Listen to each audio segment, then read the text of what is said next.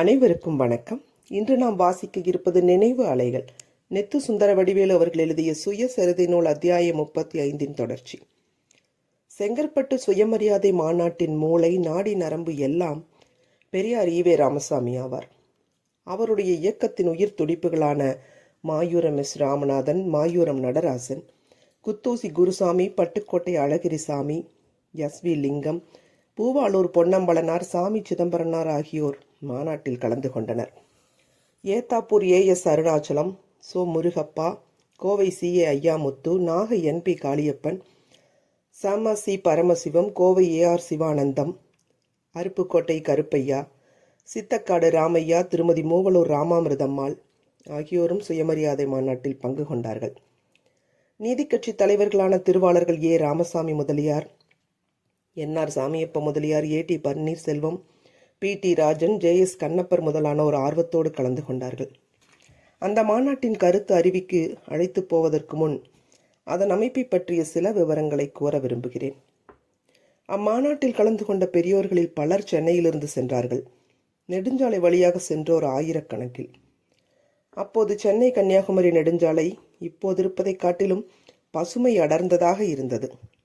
வழி நெடுகிலும் நெடுமரங்கள் கைகோர்த்து நிற்பது போன்று மிக நெருக்கமாக காட்சியளித்தன. தாம்பரத்தை தாண்டி இரும்புலியூர் ரயில்வே கேட்டிலிருந்து செங்கற்பட்டு வரை இன்றைக்கு இருப்பதை காட்டிலும் 2-3 பங்கு தென்னை மரங்கள் ஓங்கி வளர்ந்து காய்த்து குலுங்கி நின்றன. அத்தனை மரங்களும் உடலின் நடுவில் வெள்ளை சுண்ணாம்பு பூச்சும் செம்மண் பூச்சும் பெற்று அலங்காரமாக நின்றன. அக்காட்சியே அழகிய காட்சி. அதுவரையில் அப்படிப்பட்ட 18 மைல்கள் நீண்ட அழகிய காட்சியை மக்கள் கண்டதில்லை. வழிநெடுகிலும் வரவேற்பு வளைவுகளுக்கு குறைவில்லை. மாநாட்டு பந்தல் அக்காலகட்டத்திற்கு மிக பெரியது. 10,000 பேர்களுக்கு மேல் தாராளமாக உட்கார்வதற்கு இடமளித்தது. ஊக்க ஒளிகளும் வரவேற்பு முழக்கங்களும் கொண்ட அட்டைகள் தூண்தோறும் கம்பீரமாக தொங்கின. அந்த மாநாடு மெய்யாகவே பொதுமக்கள் மாநாடாக விளங்கிற்று. அதில் பெரும் பட்டதாரிகள் இருந்தார்கள், பொது வாழ்க்கையில் செல்வாக்குடைய பெரும்புள்ளிகள் இருந்தார்கள், செல்வர்கள் இருந்தார்கள்.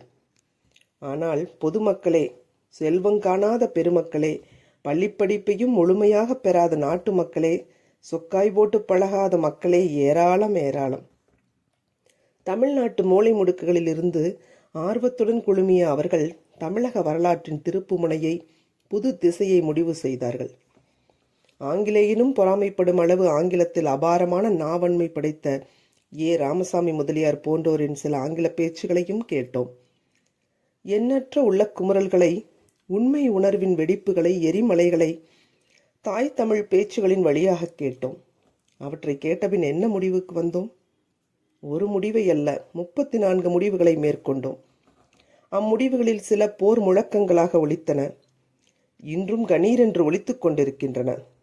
இன்னும் எத்தனை ஆண்டுகளுக்கு ஒலிக்க தேவையிருக்குமோ? எனக்கு ஆரூடம் சொல்ல தெரியாது, அதில் நம்பிக்கையும் இல்லை. நம் சமுதாயம் மாற வேண்டிய அளவிற்கு அடியோடு மாறும் வரை அப்போர் முழக்கங்கள் குன்றாமல் ஓங்கி ஒலிக்கும் என்பது மட்டும் உறுதி. எதனால் இவ்வளவு உறுதியாக சொல்லுகிறேன்?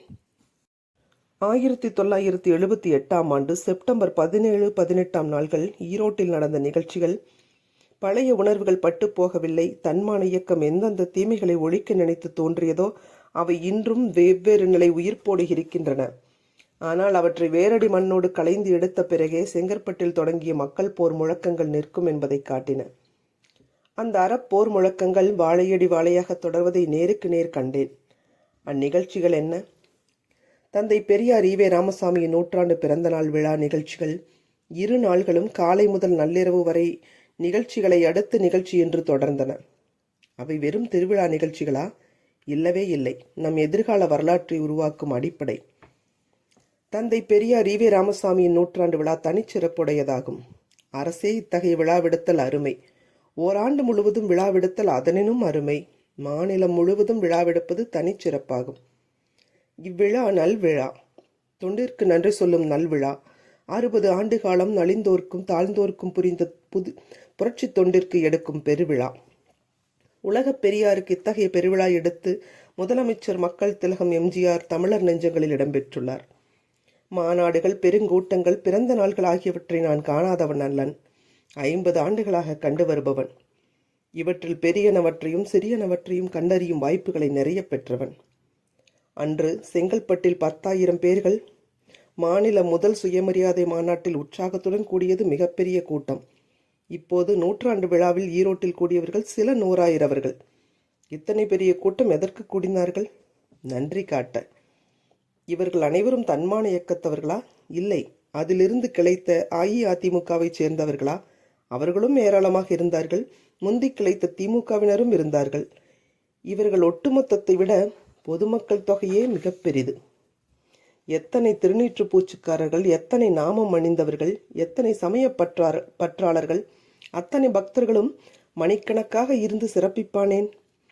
இடையிடையே பேச்சாளர்களும் கவிஞர்களும் பெரியார் பாணியில் அதிர்ச்சி மருத்துவம் செய்ததற்கும் முகஞ்சொலிக்காமல் அமர்ந்திருந்ததேன்.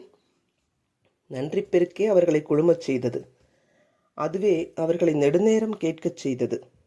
தொடர்வோம். அலைகள் ஓய்வதில்லை.